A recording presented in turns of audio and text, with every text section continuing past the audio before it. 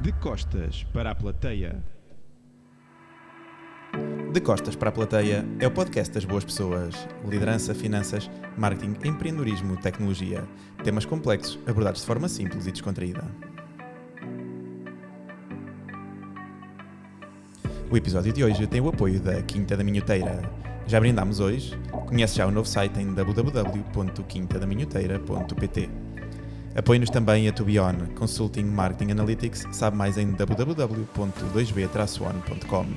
A Laserprint é também um dos nossos apoios, sabe mais em www.laserprint.pt. A fábrica Coffee Roasters tem brindado os nossos convidados com o melhor café. Gravamos hoje na maravilhosa fábrica da Rua das Flores em Lisboa. Visita as nossas lojas ou sabe mais em www.fabricacoffeeroasters.com. A gravação deste vídeo tem o apoio da ABK.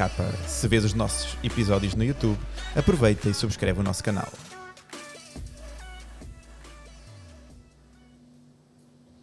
Bem-vindos a mais um episódio do podcast De Costas para a Plateia. A nossa convidada de hoje é a Leonor de Oliveira, também conhecida como Pronta a Despir, psicóloga e terapeuta sexual.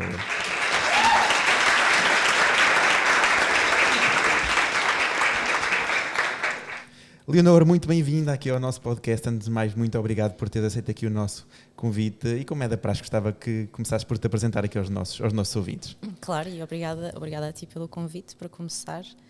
Que foi muito desarmante, eu senti que não tive hipótese sequer de dizer que não. Já não, agora. Tinhas hipótese de dizer que claro, não, sim. Tenho sempre hipótese de dizer que não, mas foi assim, eu fui completamente desarmada. Eu tenho melhorado o meu poder de persuasão, é um facto. Pronto, mas o meu nome é Leonor Oliveira, tenho um projeto de educação sexual, começou por ser um blog, depois passou a ser uma conta de Instagram, em que inicialmente eu dizia que fazia educação sexual e curadoria erótica, agora diria que faço sobretudo educação sexual e pleasure activism, que eu nunca sei como traduzir para português, mas que é no fundo é garantir que pela educação as pessoas têm acesso a ter mais prazer, nomeadamente. Mas o que é que te levou então a divergir desse teu primeiro raio de ação? Alguma questão em particular ou foi só ires refinando o teu método de chegar até às pessoas? Eu acho que é assim, eu quando fiz um blog já ninguém lia blogs e aquilo respondia um bocadinho à minha necessidade de escrever e de me expressar daquela maneira, que continua a ser a minha forma preferida de comunicar, mais do que a oralidade até. Mas apesar de eu gostar muito de conversar. É bom que gostes, não? Aqui não, gosto muito de conversar. Então, no fundo, era a forma que eu tinha de falar sobre sexualidade de forma protegida, porque apesar de tudo, e apesar de termos tido já imenso avanço em termos de... E a conversa sobre sexualidade às vezes até é bastante despodurada, mas eu era profissional de saúde mental, tinha clientes, então sentia que talvez não, e apesar de não falar propriamente da minha vida pessoal, mas sentia que talvez fosse uma exposição um bocadinho grande que podia ter impacto depois na minha relação com potenciais clientes, etc. Entretanto, eu reformulei um bocadinho esta perspectiva e eu tinha deixado o blog porque comecei a trabalhar em intervenção em crise, que é uma área muito diferente. E não tinha assim propriamente muito conteúdo sexual para partilhar, estava dedicada a uma área de intervenção muito, muito diferente, mais relacionada com suicídio, violência doméstica, etc. Não tinha tanto material para o blog, então ele começou a ficar assim um bocadinho esquecido, mas depois fui fazer doutoramento em sexualidade humana, que é um doutoramento da Universidade do Porto, das duas faculdades de medicina e da faculdade de psicologia. Eu sou psicóloga e terapeuta sexual, portanto era uma candidata, correspondia aos critérios e comecei a minha investigação. E 2 anos depois, nós estamos na pandemia, não é? Em 2020, e uma amiga minha falou comigo e disse-me: "Oh, Léo, porquê que não voltas a fazer o Pronto a Despir? As pessoas têm imensas saudades, continua a ser tão necessário."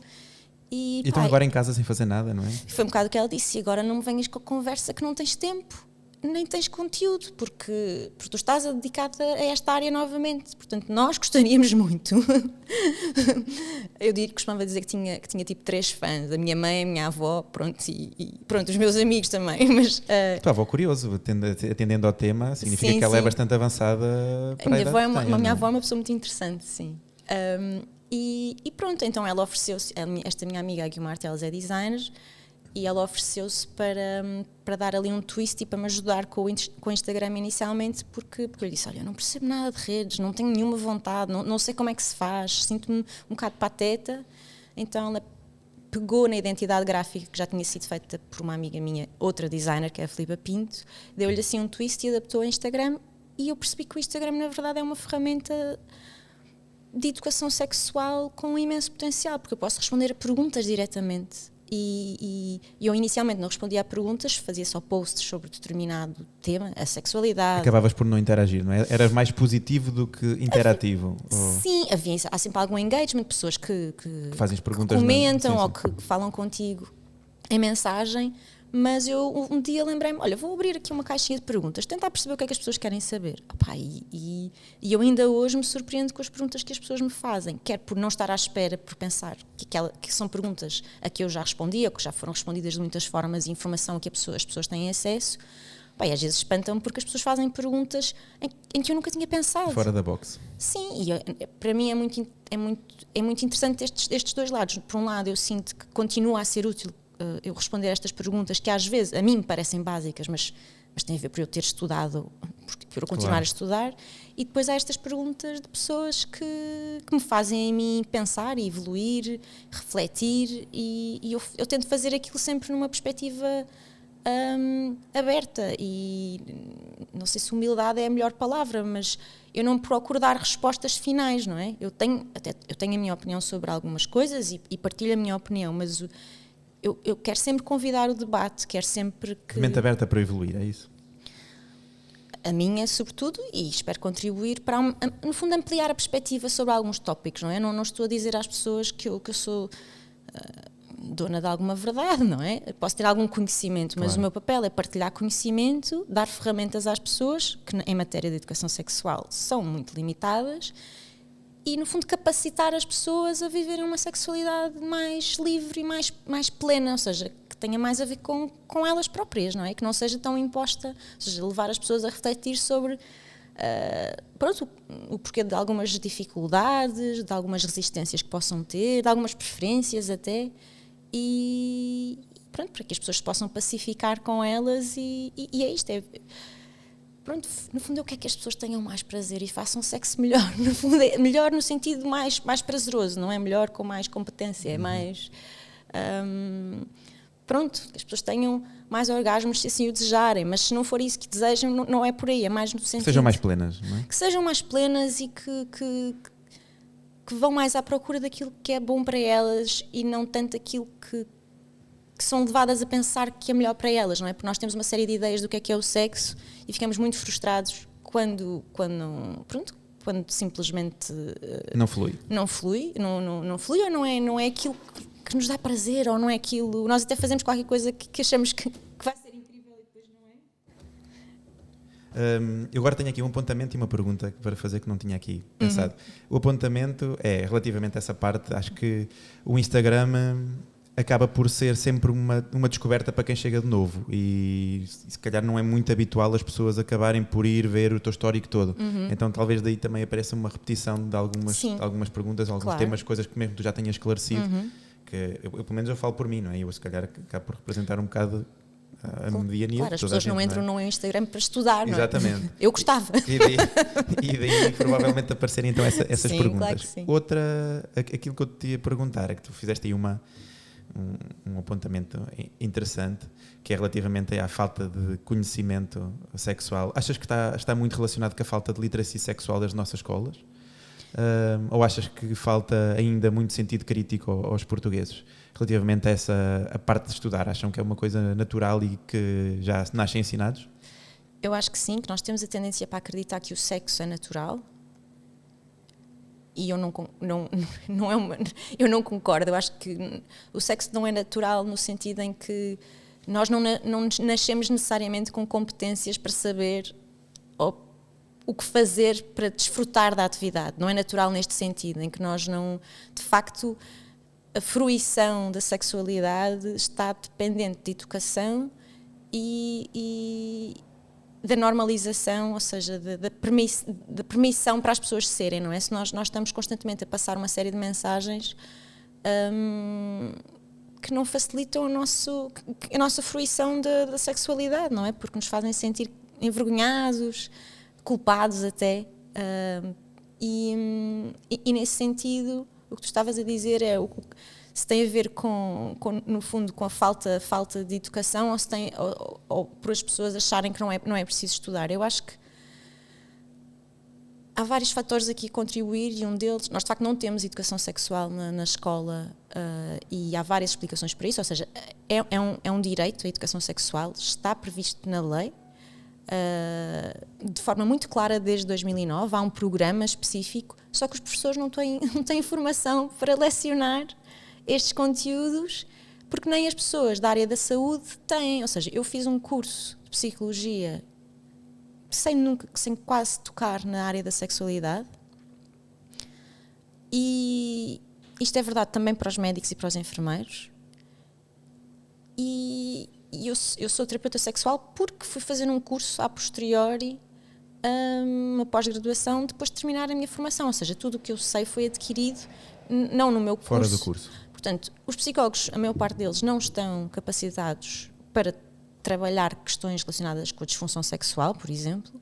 Os médicos não perguntam questões da sexualidade nas suas consultas, porque para o fazer nós temos que estar à vontade, não é? À vontade com a nossa sexualidade, não é? Mas também à vontade com o tema em si, que nós podemos não ter conhecimento. Portanto, há uma falha de base, que é a falta de formação das pessoas que poderiam, depois de fazer este contacto, ter este contacto com as pessoas, que são os educadores, os professores, e são os profissionais de saúde, não é? Se tu não perguntas sobre sexualidade... Sim, como é que vais evoluir acerca disso, não é? Não, e não estás a validar, a pessoa até pode ter notado alguma alteração na sua sexualidade porque está a tomar uma pílula, porque está a fazer uma medicação. Ou não nota, ou simplesmente tem tido menos desejo e está preocupado e culpabilizado e não percebe porquê. Mas se o médico ou a médica perguntar, por acaso com esta medicação tem sentido alguma alteração a este nível? A pessoa, agora que diz, sim. E só com este reconhecimento é que depois se pode trabalhar sobre isto, mas se não é perguntado... Tu achas que é só por carolice é que existem alguns profissionais que tocam eventualmente nesse tema? Porque, de facto, em termos de educação ou de base educacional, acabam por não estar sensibilizados para o tema, é isso? Sim, e não está nos protocolos. Portanto, sim, é quase por carolice, é triste dizer, mas sim. E pessoas que têm um interesse particular na área. Isto está a mudar um bocadinho porque há um boom na indústria da sexualidade e neste momento é visto como... E está em crescimento, ou seja, há muitas pessoas a procurar formação também porque pode ser uma saída profissional, não é? Pode ser um nicho. Sim. Tem algumas vantagens, se bem que eu sou sempre um bocadinho crítica das coisas que é um mercado que manda. A martelo. Eu acho que não deve ser um mercado, acho que deve vir de base, deve ser estatal, é um direito, não é?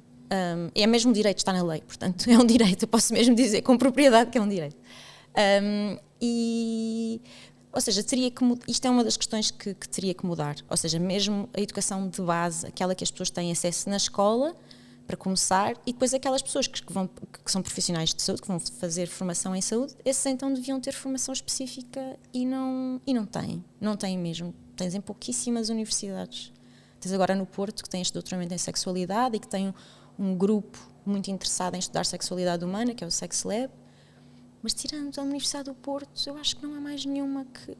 É um caminho que está no início, vamos acreditar que eu em breve será mais trilhado. Sim, acho que sim. Como é que definirias saúde mental? Como é que eu definiria saúde mental? Achas que pode estar dissociado do conceito de saúde? Ou achas que pode ser validado à parte fora da saúde? Achas que está completamente interligado? Qual é que é a tua opinião? Eu acho que na saúde, como na saúde mental, como na saúde sexual, por exemplo, quando falamos de saúde, não estamos só a falar da ausência de doença, não é? Nós temos a tendência para olhar para a saúde como a ausência de doença, como se fosse uma dicotomia. Quando há doença não há saúde, quando há saúde não há doença. E há uma série de outras camadas aqui, nomeadamente o bem-estar, que nunca é só físico, é um bem-estar que é psicológico, que é emocional, que é social, não é? E que também não está desfasado dos direitos no geral, não é? Porque ter acesso à saúde também é um direito que nós vemos cada vez mais difícil. E em específico relativamente à saúde mental, eu acho que agora vou falar de outro podcast aqui neste podcast, mas podes fazer publicidade da concorrência, não há problema. Por acaso ainda não terminei, mas faltam-me 2 episódios para acabar um podcast do Fumaça, que é o Desassossego, que é só sobre saúde mental. E eles fizeram um levantamento, uma investigação, pelo menos 2 anos, falaram com uma série de instituições psiquiátricas, uma série de profissionais, e fazem um retrato que eu acho que é muito preciso do estado da saúde mental em Portugal. E a muitos níveis é perturbador, porque as pessoas... E é também a minha experiência pessoal de as pessoas que têm problemas de saúde mental, abuso de substâncias, que alguma vez tocaram numa... qualquer coisa que seja... qualquer episódio que tu tenhas na tua vida... Traumático ou não só, se tu tiveres um episódio de saúde mental, ou de falta de saúde mental...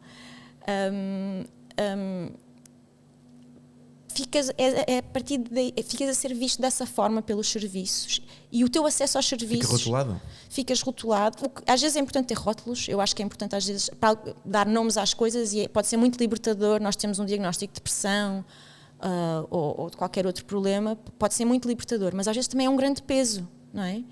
Às vezes é bom ter um nome e liberta-nos um bocadinho. Isto é uma doença, não é? Isto não é da minha cabeça, que é o problema das questões de saúde mental, é que nós achamos que por ser mental é menos válido do que se for físico, ou seja... Sim, porque com o braço partido nós vemos que está partido, não é? Quando alguém diz que está com uma depressão, nós olhamos, mas depressão, sai de casa, vai treinar, vai te alimentar. Sim, exatamente. E nós temos uma série de soluções, não é? De lugares comuns, prontas para oferecer para as pessoas que estão a lidar com problemas de saúde mental.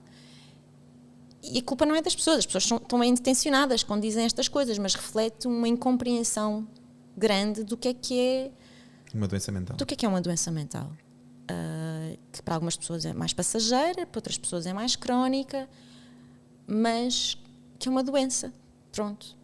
E como tal tem que ser acompanhada, tem que ser cuidada, e obviamente não é por nós termos qualquer doença mental ou não que podemos ver os nossos direitos retirados por isso mesmo, e às vezes há alguma dificuldade em aceder a serviços até de saúde geral por questões de saúde mental, e o estado o apoio em saúde mental em Portugal está cada vez mais limitado. Sombrio. Sim. E como é que definirias sexualidade, Leonor? Agora estás a ver se tentamos dar aqui pouco mais brilho à conversa. Vamos ver. O brilho está brilhante. Vamos só tentar aqui. Começamos aqui pela parte dos conceitos, para depois começarmos aqui então a interligá-los. Assim, acreditamos que de forma assim um bocadinho mais fora da box. A sexualidade, eu não vou dar a definição de livro, claro. Mas eu diria... Em termos gerais? Eu diria que sexualidade engloba vários aspectos das nossas vivências pessoais, quer ao nível da nossa identidade, quer ao nível da nossa orientação sexual, e que depois pode refletir ou não em comportamentos, não é? Nós até podemos ter uma série de... nós podemos sentir-nos de uma determinada maneira, e isso não tem depois que se refletir em determinadas práticas ou determinados... Portanto, são vários níveis de existência que nos definem. Para algumas pessoas são mais importantes, ou seja, para algumas pessoas pode ser muito importante, até identitário, determinada orientação sexual, para outras não. E não é que eu esteja a confundir os conceitos de identidade e orientação, mas estou a falar em termos, para algumas pessoas pode ser muito importante pertencerem a uma comunidade kink, não é? E isso passa a ser identitário também, ou seja, há uma série de... Para algumas pessoas definem-se também através da sexualidade, e a sexualidade acaba por ser aqui um espaço de existência muito importante. E diferenciador, não é? E sim, que permite às vezes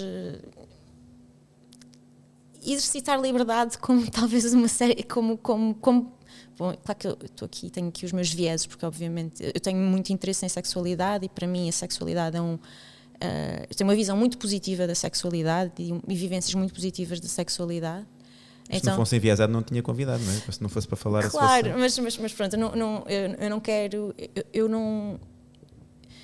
eu também não tenho uma posição prescritiva em relação ao sexo, ou seja, eu não estou a dizer que o sexo é bom para toda a gente, que toda a gente deve querer fazer sexo, devíamos estar a fazer sexo a toda a hora, não, de todo. Acho que para já ninguém morre por não fazer sexo, apesar de, apesar de não parecer, não é? Parece que estamos às vezes a dizer o contrário. Mas isto para dizer, ou seja, para mim a sexualidade e o sexo não só são áreas de interesse, como são, para mim pessoalmente, ocupam um lugar muito especial do ponto de vista identitário, porque me dedico à atividade profissional da sexologia, mas também porque para mim a sexualidade foi sempre um espaço de descoberta seguro, prazeroso, em que eu sinto que estou no meu melhor. Isso é incrível. Mas o facto de eu ter esta vivência não quer dizer que seja esta vivência de todas as pessoas. Que seja transversal, não é? Não, e às vezes é porque simplesmente não é das coisas preferidas das pessoas e eu acho que isso é ok. Mas o que eu encontro normalmente, e eu imagino que tu tenhas a mesma sensação, é que... Muitas vezes é uma frustração que há em não ser X e ser o Y, não é isso? Sim, e para já não falar que por vezes nós não conseguimos usufruir da sexualidade por causa de uma série de imposições, de regras que não foram inventadas por nós nem para nós, e que não foram inventadas para nós, e de nos estarmos quase sempre a adestrar, parece que estamos sempre a tentar moldar-nos a uma expectativa mesmo na sexualidade. E quando fazemos sexo com outras pessoas, mesmo na nossa relação com a masturbação, parece que há uma série de obrigações e de regras, quando na verdade... É um livro de instruções que temos que seguir, não é? Pois, mas o que eu gosto é de acabar com o livro de instruções, é do it yourself mesmo, aqui é punk, percebe o que é que faz sentido para ti, só que para nós percebermos o que faz sentido para nós, temos que temos que desconstruir uma série de coisas e temos que refazer, é desconstruir mesmo, porque nós assim que saímos cá para fora, não é? Alguém nos diz que és menino ou que és menina, e depois há uma série de outras coisas que vêm. Eu acho que as pessoas às vezes não percebem que quando falamos de educação sexual ou de sexualidade, normalmente nem sequer estamos a falar de sexo, estamos a falar de coisas como o género, não é? As expectativas de género têm imenso impacto na forma como depois nós vivemos a sexualidade. A forma como nós não nos encaixamos nas expectativas de género tem imenso impacto. Ou seja, e são estas expectativas, incluindo o género e não só, que vão moldar depois a nossa... Ou que nos vão impedir, às vezes, de usufruir a sexualidade como merecemos. E é um processo, e é um processo para sempre, não é? Nós não ficamos desconstruídos, não vamos a uma ou duas aulas de educação sexual e estamos desconstruídos, não. Nós ganhamos consciência sobre mecanismos sociais, sobre processos individuais, relacionais, e vamos trabalhando sobre eles, vamos tendo consciência, vamos tentando que a nossa bagagem seja menos impeditiva de... Seja cada vez mais leve, não é? Que seja cada vez mais leve e que também seja um peso menor para os outros, ou seja, é porque muita da nossa sexualidade se constrói com outra pessoa, nem sempre. Mas há uma expectativa de que o façamos com outra pessoa. E às vezes não temos que o fazer, não é? E podemos ter vidas sexuais plenas só com masturbação, ou sem masturbação, pronto. Mas há esta expectativa e muitos de nós somos seres bastante sociais, portanto, muitos de nós gostamos de usufruir da sexualidade com outras pessoas. Com outras pessoas, claro.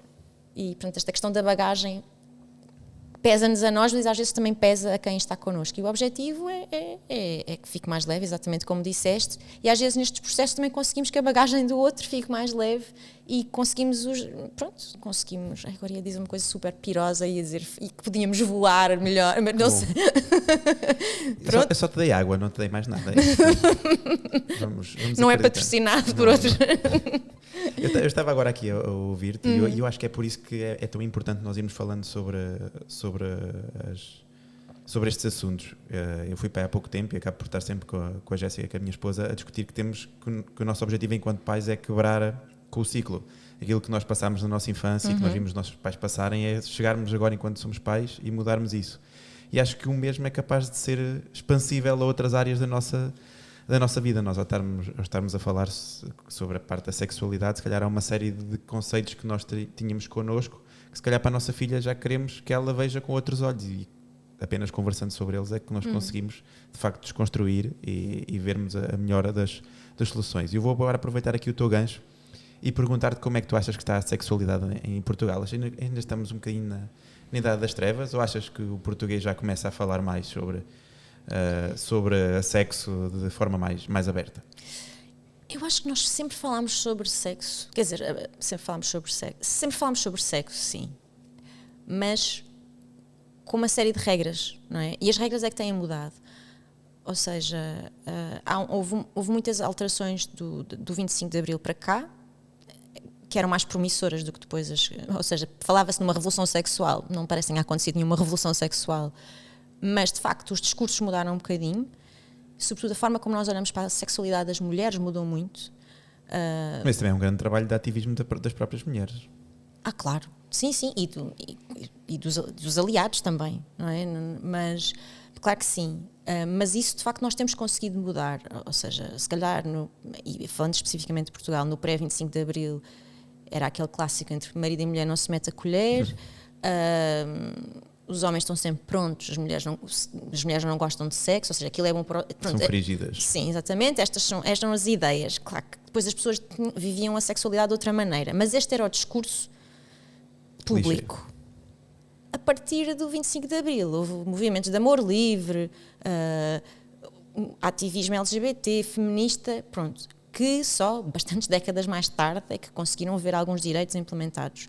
As mulheres conseguiram ver alguns direitos mais cedo e, ao longo desta vaga de feminismo, conseguiram alterar-se algumas a visão sobre a sexualidade feminina, ou seja, já ninguém espera que as mulheres não usufruam do sexo, espera-se que as mulheres se masturbem.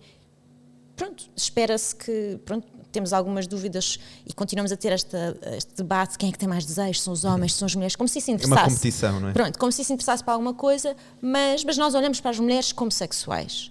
E de antes olhávamos como assexuais, como completamente passivas. Aliás, hoje em dia, estavas a falar há bocado no boom da indústria, cada vez mais existem mais sites a apresentar cada vez há mais o Mr. Penguin e uma série de vibradores diferentes, que lá está, que vem dessa necessidade que estavas a falar. Gostei do conhecimento de causa do Mr. Penguin. Muita pesquisa, eu tenho que pesquisar para te perguntar, não venho para aqui despreparado. Sim. Onde é que entra o sexo na parte da promoção de saúde mental? Onde é que entra o sexo? Ou achas que não entra? Não, eu acho que tem que entrar na medida em que for importante para as pessoas. E eu acho que se as pessoas sofrem com preocupações sobre a sua sexualidade, então tem que estar em cima da mesa. Portanto, interessa na medida em que interessa para as pessoas. Porque pode servir de balanceamento para, se calhar, despromover um bocadinho a parte da saúde mental, não é? Se nos preocuparmos e for uma coisa que nos preocupe, mas também, se calhar, pode servir de alívio se nós tivermos passar por uma depressão e a parte sexual acabar por nos ajudar a levantar ou achas que é o caminho errado? E achas que existem, por exemplo, para tratar a depressão, não está minimamente ligada à parte sexual? Depende dos casos. O que nós vemos com a depressão, nós vemos a relação entre depressão e sexualidade está bastante estudada e aponta numa série de direções. Não só a falta de desejo ou de líbido é um dos sintomas, muitas vezes, das depressões, ou das depressões. Às vezes há outras manifestações, há pessoas em que pode ter um efeito quase paradoxal, ou seja, aumentar muito o desejo, mas no geral o que acontece é que há a diminuição do desejo. E algumas pessoas, por exemplo, com medicação antidepressiva, podem aumentar um bocadinho o desejo, mas na verdade até diminui, ou seja, há esta relação. Ou seja, a depressão à partida diminui o desejo. Algumas pessoas melhoram da sintomatologia depressiva com ou sem medicação e o desejo aumenta novamente. Então há aqui uma dieta entre as duas coisas, não é? A saúde mental influencia a sexualidade e a sexualidade também influencia a saúde mental. E depois também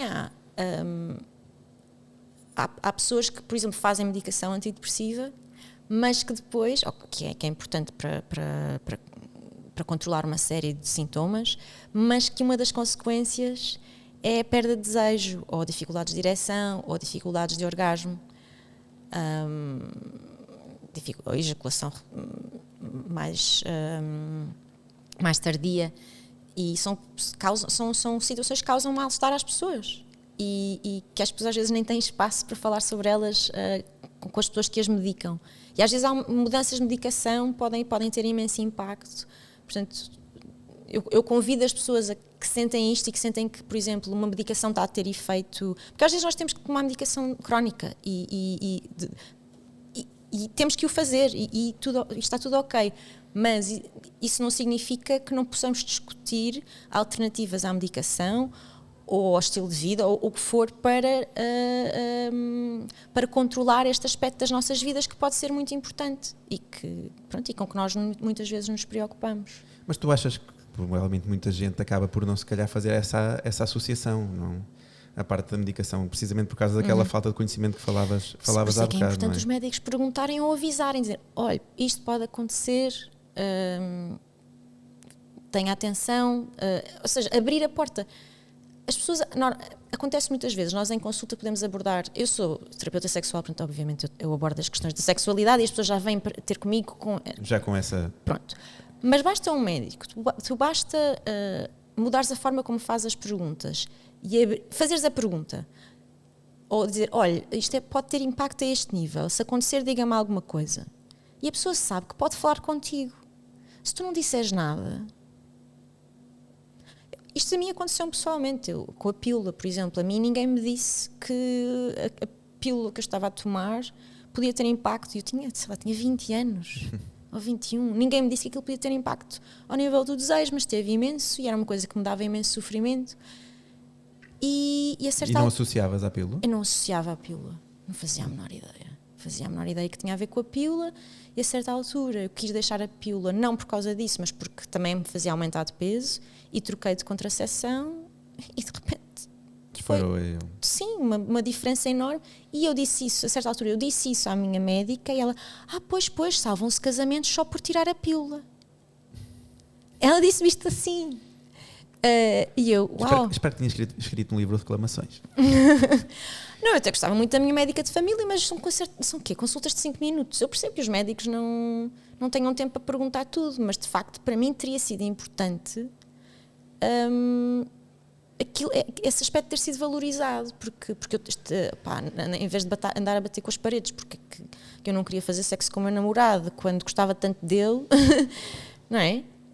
Eu acho que também existe aqui um gap geracional, e quem tiver a ouvir isto que me perdoe, mas confesso que as últimas experiências que tive, não diretamente relacionadas com a sexualidade, mas relacionadas, por exemplo, com a parte da amamentação da minha esposa, que mostra que há aqui uma falta de atualização, ou, não sei, chama-lhe o que quiseres, isto é uma pessoa português médio a falar, nada de especialista em nada, é só a minha visão, que eu acho que acaba por também influenciar essa parte da visão da sexualidade. Se calhar, se esta nova geração de médicos que está agora a ser criada, assim, entre aspas, provavelmente vai estar mais preparada para, atendendo a todos estes movimentos que há, esta mudança de visão relativamente à parte da sexualidade, o trabalho todo que uma série de pessoas têm feito nesse caminho.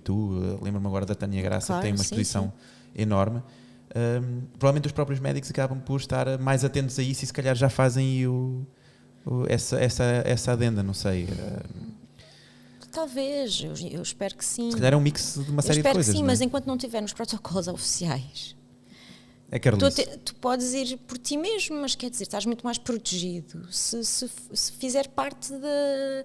Se te ensinarem a fazer estas perguntas, não é? Em vez de tu, por autorrecriação, introduzires.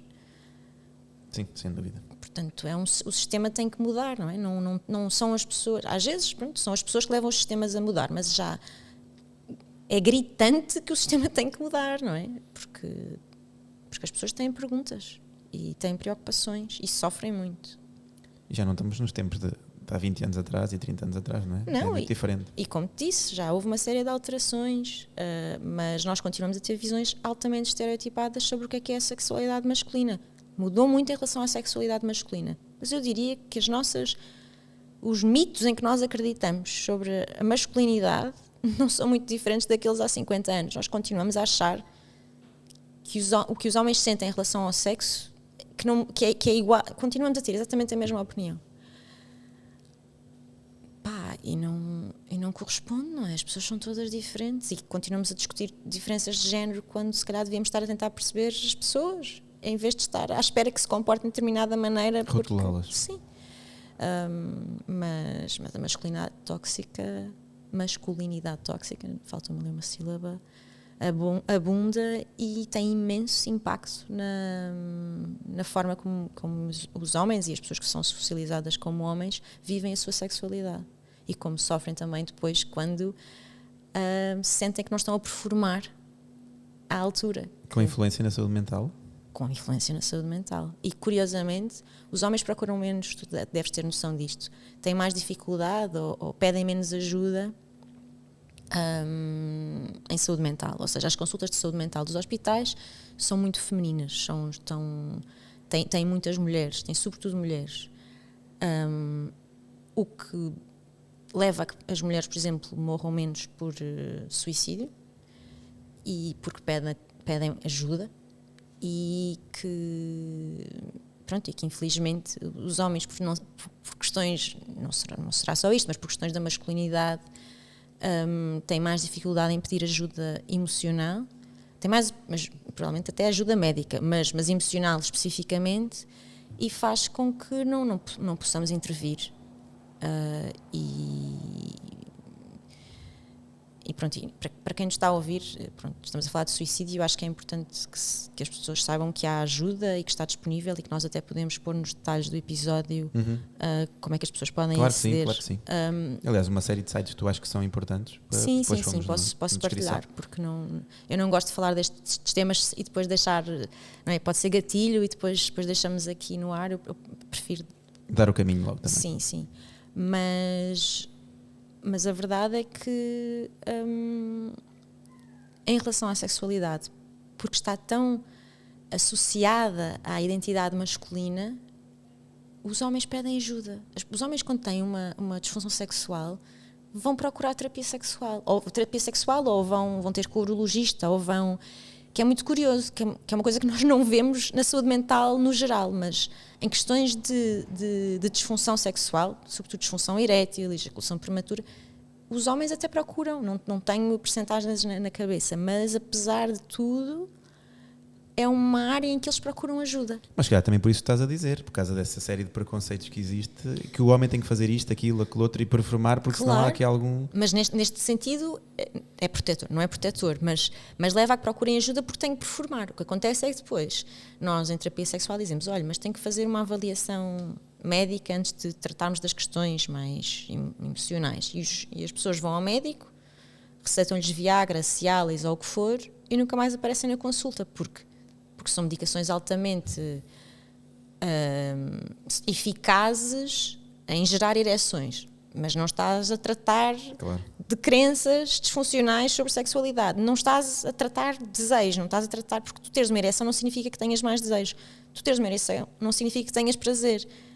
Isto sim é o que devia estar a ser valorizado, não é? Não é a capacidade de performar de determinada forma na atividade sexual, é a capacidade daquilo, ser bom, não é? Para ti e para a pessoa com quem estás. Isto é que deveria ser o nosso foco. Mas se calhar porque eu acho que devia haver então algo multidisciplinar. O próprio urologista não só fazer a parte das análises físicas de verificar, como também se calhar...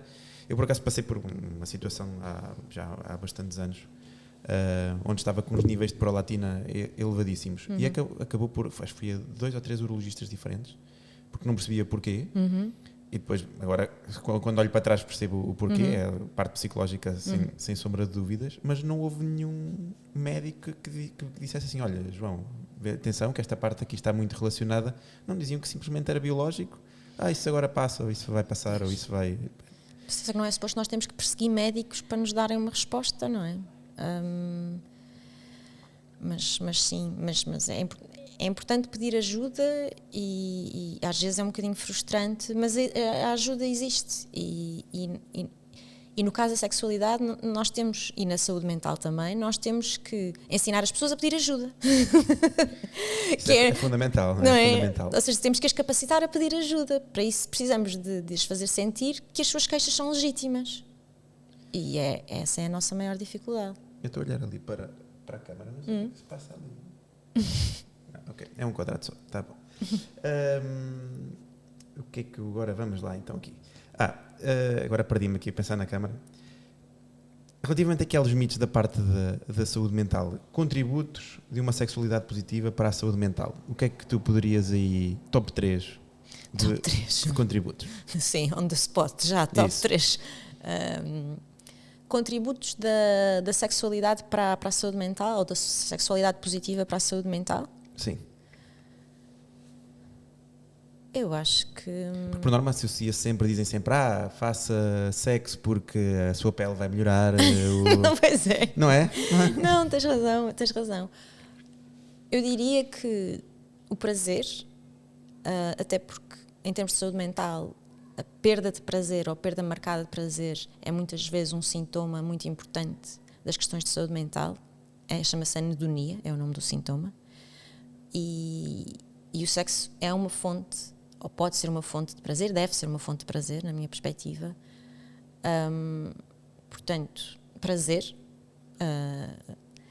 em primeiro lugar, e é o mais importante de todos, acho eu. Talvez autoconhecimento, se bem que eu não sou fã de autoconhecimento por si só, porque acho que nós pomos muita pressão no autoconhecimento e no desenvolvimento pessoal, como se nós não vivêssemos num contexto, claro. Não é? Mas eu acho que a sexualidade pode ser uma boa fonte de autoconhecimento, de conhecimento sobre os nossos limites, sobre as nossas preferências, que depois podem ser incorporadas e podem contribuir para o nosso bem-estar geral. E estou à procura de... Podes pensar, podes ir pensando. Posso ir pensando. Uma terceira...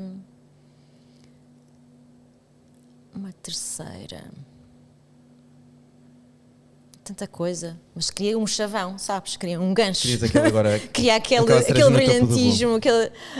Mas temos prazer, temos autoconhecimento. Pá, e partilha, não é? É algo que nós fazemos muitas vezes com outras pessoas e que nos aproxima das outras pessoas. Ligação, conexão. E isso depois é muito importante para a nossa existência no geral, não é? Porque pode ser uma fonte de confiança, de autoestima, de expressão, não é? Nós expressamos-nos também através da sexualidade e provavelmente se nos sentirmos mais confortáveis, mais plenos a este nível, vamos estar mais no geral. Não quer dizer eu não estou a dizer que a sexualidade vai curar. A sexualidade positiva cura a saúde mental, nada disso, mas pode ser incorporada e pode contribuir, de facto, para uma saúde mental mais... Sã? Sim, uma saúde mais sã. Exato. Para não fazer aqui o plenário. Passa, sim, redundância.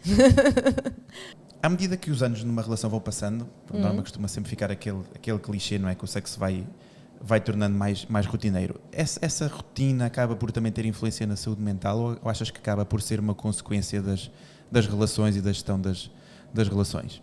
Ou achas que pode criar às vezes assim um buzz negativo no próprio casal, acabam por ter menos momentos a dois, acabam por ter menos ligação, acabam por estar menos ligados nessa parte sexual e pode levar à ruptura, pode ter consequências negativas? O que é que tu achas? Não, acho que sim. Eu disse há pouco, o meu tema de investigação é precisamente o aborrecimento sexual, portanto, que está muito relacionado. E eu tinha interesse no aborrecimento sexual para ver que impacto é que tem no desejo sexual nas relações a longo prazo, especificamente. E a conclusão é que chegaste? Bom, estive 4 anos a estudar isto, tenho bastantes conclusões, mas não é o tempo, sabes? Não é a passagem do tempo que leva a que as pessoas tenham menos desejos, por exemplo. É o processo, também não tem a ver com a idade. Nós temos a tendência para achar que com a idade temos menos desejo. Ou menos capacidade de performar também, não é? Exatamente, mas isto não é verdade, ou seja, está vagamente relacionado com a idade e com a duração das relações, mas não por isto em si mesmo, é porque são os processos, normalmente os processos de monotonia, os processos de repetição, habituação, etc., explicam muito melhor do que o tempo em si não faz nada, a passagem do tempo atravessa-nos. É o que nós fazemos, não é? São os processos, os mecanismos que estão a ocorrer que têm depois impacto na sexualidade.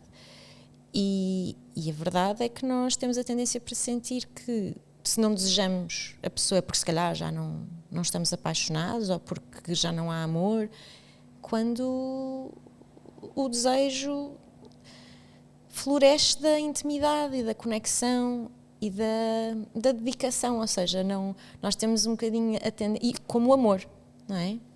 O amor eu gosto de ver o amor como uma intenção e menos como um sentimento. Nós temos a tendência para achar que o amor é um sentimento, ou seja, está ou não está, e não, a paixão talvez a paixão talvez seja um sentimento, mas o amor pode ser uma ação, dedicação, sim, intenção. E numa relação em que há amor ou em que há motivação para manter este amor, eu acho que eu olho para o desejo da mesma maneira. Há imensos aspectos da nossa vida que contribuem para a falta de desejo, mas o cansaço e o stress serão dos maiores. O tempo que nós dedicamos não é só ao trabalho, nós trabalhamos todos demais, não é? Acho que isto é muito evidente, e isto tem um impacto muito profundo em termos de saúde mental, certamente, mas em termos de saúde sexual também. E, portanto, se nós trabalhássemos um bocadinho menos e nos preocupássemos, um bocadinho não, se calhar até bastante, e nos preocupássemos menos em performar também, em ser qualquer coisa que... Às vezes nós estamos só a correr atrás de um objetivo que nós traçámos para nós, mas que eu tenho dúvidas às vezes se nós traçamos. Porque é que o traçamos, não é? Estamos sempre a tentar ter mais alguma coisa, chegar a algum lado, e às vezes não é porque aquilo seja sequer o que nós queremos. E isto é válido. Estou a ser super vaga, mas em relação à sexualidade ou à saúde mental, isto é muito claro. Ou seja, trabalhamos demais, o cansaço não vai beneficiar a nossa sexualidade, e a falta de tempo também não. Nós temos a sensação que no início das relações temos imenso desejo espontâneo, que é tudo natural. Que é tudo natural, mas mesmo naquela altura não é natural e não é espontâneo. Nós temos uma série de estímulos constantes. Para já é um mistério, não é? Nós estamos sempre a conquista. A conquista, e nós estamos sempre... Eu detesto a expressão preliminares, porque parece que os preliminares antecedem o grande evento, o evento principal, que normalmente é a penetração, não é? Pronto. Mas, usando a expressão preliminares, no início de uma relação nós estamos sempre em preliminares, ou a trocar mensagens, e não tem que ser mensagens sexuais, mas nós estamos a pensar nisso, ou estamos a pensar como é que será. Há vulnerabilidade, há risco, tu não sabes o que esperar, e isso, a ansiedade, que no geral não beneficia a saúde sexual, mas esta ansiedade que não é bem ansiedade clínica, não é? Que é o não saber, o não saber o que esperar,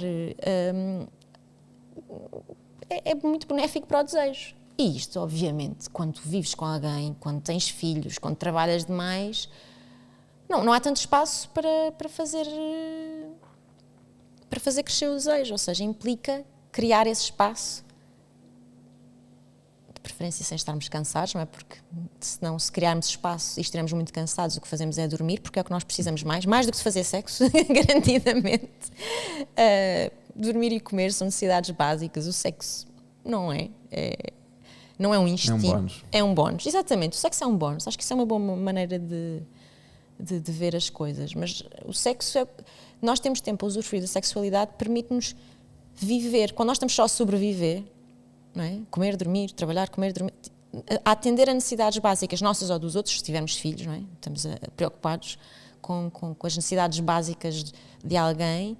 Nós não estamos a viver, estamos a sobreviver, estamos em stress, e por isso é que temos que desacelerar e E se desacelerarmos, não só isso vai ter impacto no nosso bem-estar geral, como vamos ganhar tempo e se tivermos essa intenção para nos dedicarmos à sexualidade.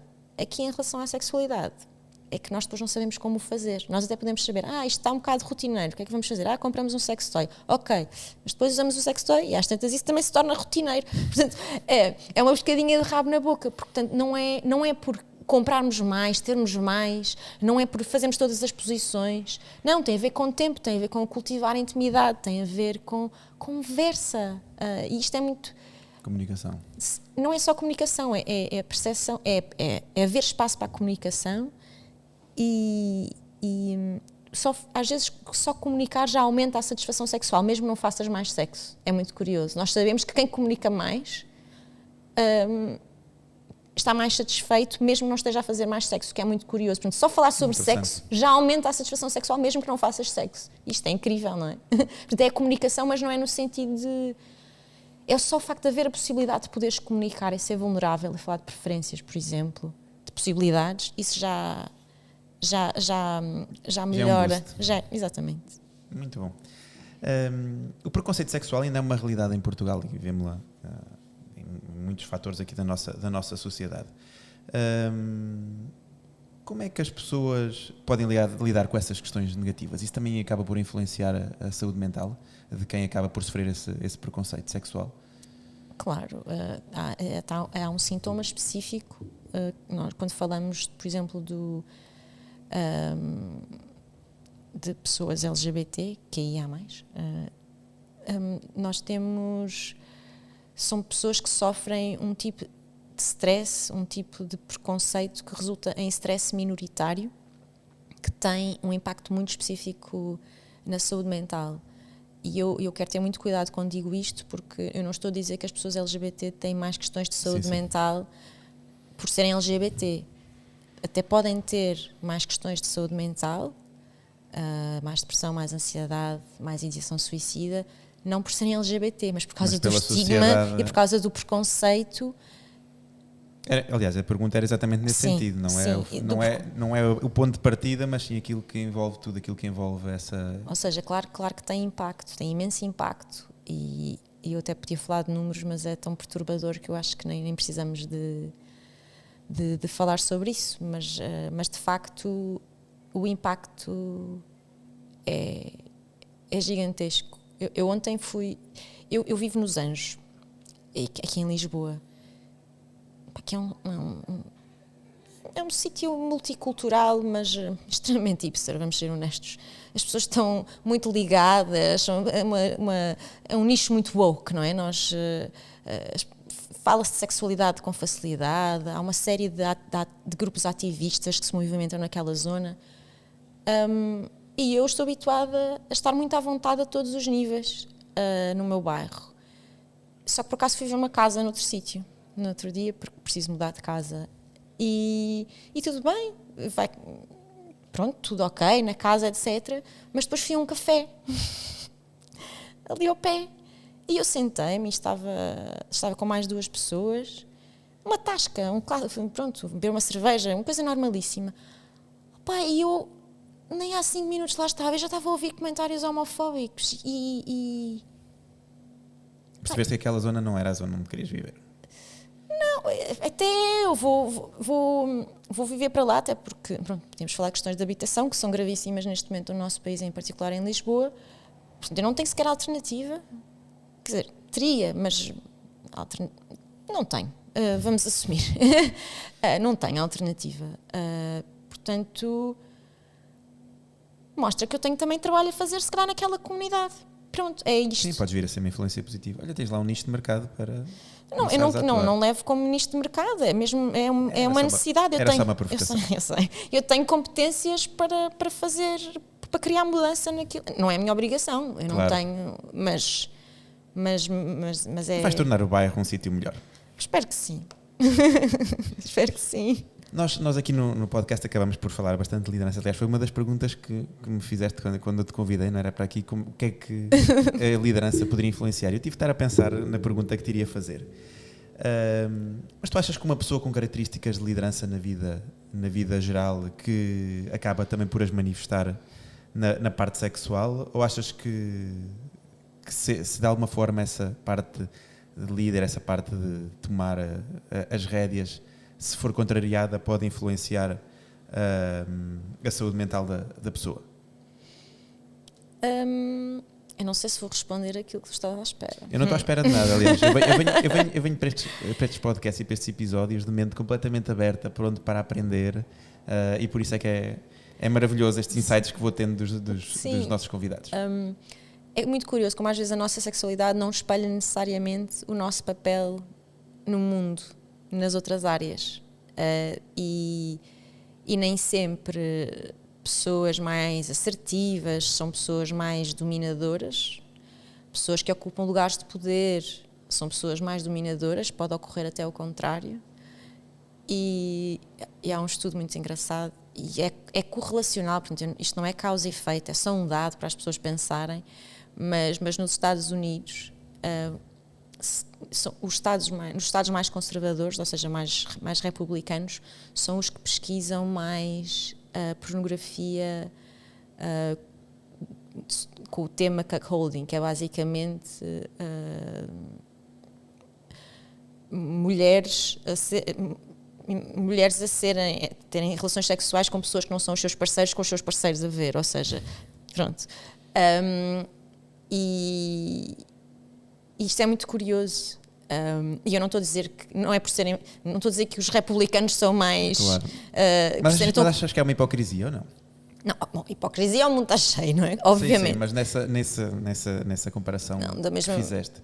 Claro, em relação à sexualidade é muito claro, não é? Porque e mesmo não sei como é que tu te posicionas em relação a esta questão em particular, mas eu acho sempre muito hipócrita quando as pessoas ricas, conservadoras, querem legislar o acesso ao aborto, por exemplo, quando é, obviamente, uma medida de emergência para pessoas pobres. E que é disso que estamos a falar de saúde pública. Eu acho que quer nos posicionemos. Eu sou, obviamente, a favor do aborto, mas eu acho que, mesmo que não sejamos, é importante compreender que, para abolir o aborto, se nós quisermos que as pessoas deixem de fazer abortos, não é a proibir os abortos que isso vai acontecer, porque há pessoas que vão continuar a precisar, claro, e que não têm forma de sobreviver de outra maneira.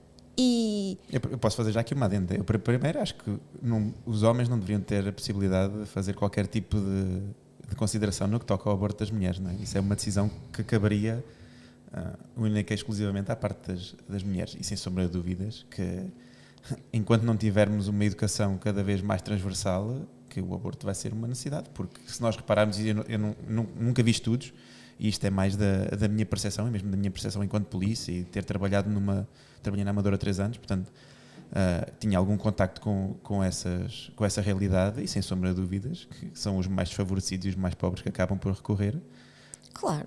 É essa situação. E têm não é? que recorrer, porque se não recorrerem vão ficar provavelmente em situação de maior pobreza ou de maior violência, porque às vezes, enfim, é muito... Bom, isto seria discussão, poderíamos falar aqui disto. Mais uma hora. Sim, mas isto para dizer, por falar em hipocrisia, sim, é curioso que, pronto, isto são questões políticas muito, muito específicas, mas eu tenho a certeza que, por exemplo, nos Estados Unidos e mesmo aqui em Portugal, há uma série de pessoas que teriam votado ou que votaram contra o aborto, etc., mas que se tivessem uma filha que de repente tivesse... não iam hesitar, não é? Exato, e é isto que é curioso, não é? Tipo, não, é bom para mim, mas não é bom para os outros. Ou seja, isto tem a ver com regulação de comportamento. E a discussão do aborto é uma discussão de sexualidade. Mas acho que os Estados Unidos também são um sítio muito sui generis. São um sítio sui generis, mas que influencia muito o resto do mundo, não é? Sim, ocidental, sem sombra de dúvidas. dúvidas. Não dá para ignorar o que se passa nos Estados Unidos, por mais que eu às vezes gostasse. Mas não, nós temos que... Aquilo é um laboratório social muito interessante e que tem imenso impacto nas nossas vidas. Portanto, nós temos mesmo que ter cuidado com os nossos direitos, porque eles podem ser revogados. Pronto, é muito assustador. Mas por isso é que o ativismo acaba por ser muito importante, não é? E cada vez mais falar sobre os temas, cada vez mais discutir essas temáticas para que se possa continuar a evoluir e não regredir, não é? Nesses temas. E não dar direitos por adquiridos. Sim. Nós temos que lutar por direitos que ainda não temos, mas aqueles que temos podemos perdê-los. E eu acho que há uma série de movimentos a acontecer no nosso país em particular que que podem levar à perda de direitos. E a perda de direitos dos mais pobres, das mulheres e das minorias, sobretudo. Portanto, eu acho que é um dever de toda a gente, inclusive das pessoas que não se enquadram nestes grupos, de lutar pelos direitos destes grupos. É uma luta e acaba também por ser uma motivação para pessoas como tu, que acabam por ter ainda mais vontade e mais força para continuar com a sua missão, para que possam chegar a um bom porto e influenciar cada vez mais gente. Mas eu também fico cansada. Claro que sim. Tiras férias depois e vais descansar. Sim, sim. Eu costumo dizer, aliás, com estes... Já não digo há muitos episódios, mas por norma, quando faço um dos meus grandes objetivos é que, se por acaso conseguimos mudar a mentalidade de uma pessoa com este episódio, a nossa vitória está a ganha. E tem que ser assim, pessoa a pessoa, mentalidade a mentalidade, com muita discussão e com muita paciência, não é? Porque cada vez mais hoje em dia está mais fracionado para a parte dos extremismos, e se nós não formos pacientes e não tentarmos ir mudando as coisas com calma, acaba por ser pior emenda que o soneto. Nós nesta temporada temos falado muito da parte de fora da boxe e de momentos fora da boxe. Tu tens algum momento que gostasses de partilhar aqui com os nossos ouvintes de uma situação completamente fora da boxe com que tenhas deparado em alguma consulta, obviamente mantendo a parte de anonimato ou na tua vida, e que tenhas superado? Queres partilhar connosco? Superado, mas do ponto de vista pessoal, eu não queria falar de nada de que Eu, por norma, costumo dar o exemplo do género de deparares com uma situação completamente fora da boxe, que era interessante se conseguisses relacionar com a parte sexual ou com a parte da sexualidade, e que a tenhas ultrapassado, e como? Posso fazer um Podes fazer dodge tudo à o que tu pergunta? quiseres. Podes fazer tudo o que tu quiseres. Eu acho que no caso da sexualidade em particular, se nós formos abertos o suficiente, não vamos considerar nada à partida fora da boxe, não é? Ou seja, nós podemos ser excêntricos, mas isso não significa que sejamos excêntricos. Exato, ou seja, há espaço mesmo para todo o tipo de vivências, de preferências, de comportamentos, desde que não impliquem com a liberdade de outra pessoa, não é? Estás a ver? Eu estava a pensar que tu ias dizer que não existe caixa na sexualidade. E acabaste por ir... Sim, existem caixas, mas por necessidade, não é? Nós podemos abolir o género, mas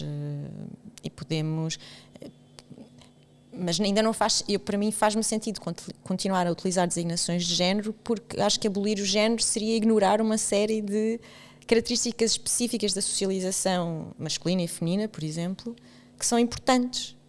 Portanto, teoricamente faz-me sentido a abolição dos rótulos e das categorias, mas do ponto de vista prático acho muito importante que eles existam, porque ainda temos que lutar por uma série de direitos, e porque não é a mesma coisa ser socializado de uma forma ou de outra.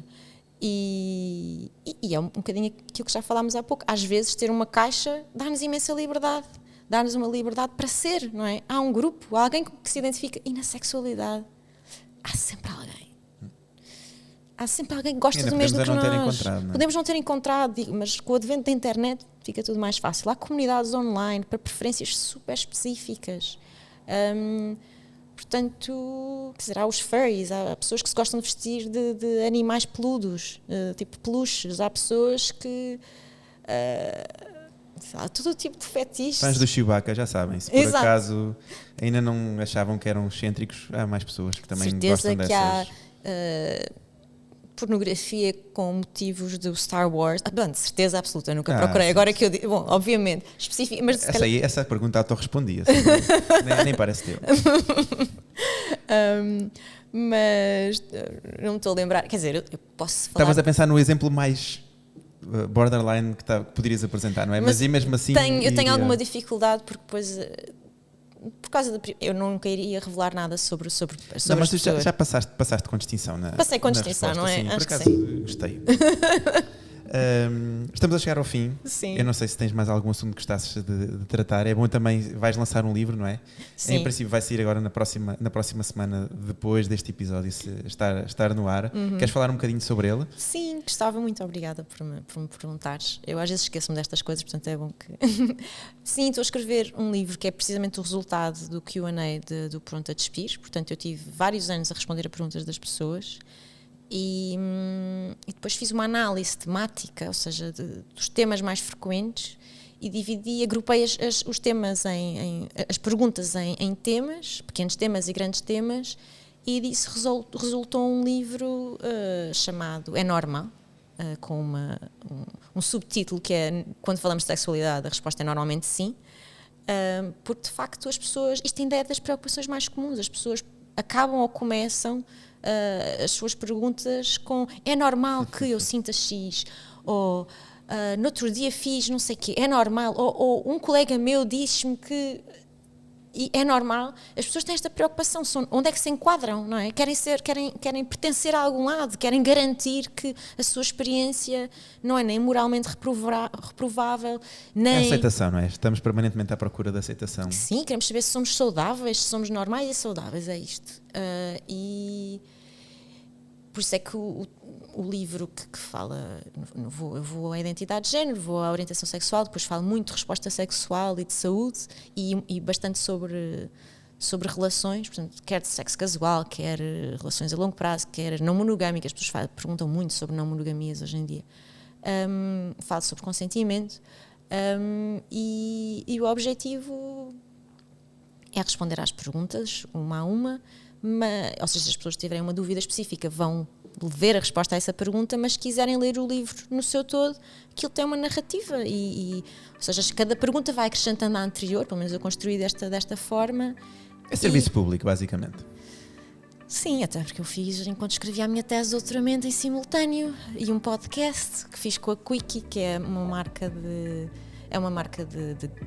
uma aplicação de dating, de gaming, sobretudo gaming, será de dating, mas por enquanto é gaming. Estás a spoilerizar sobre a aplicação. Sim, é verdade. Mas também tem um marketplace com sex toys, pronto. E eu faço consultoria para eles, e foi com eles que eu fiz por acaso fiz um podcast sobre maternidade. Não sei, há bocado falaste. E eu fiz especificamente sobre sexo durante a gravidez e o pós-parto. Depois vamos partilhar aqui também. Exato. Nós temos uma temporada, a nossa segunda temporada foi só sobre maternidade. Foi. Viste?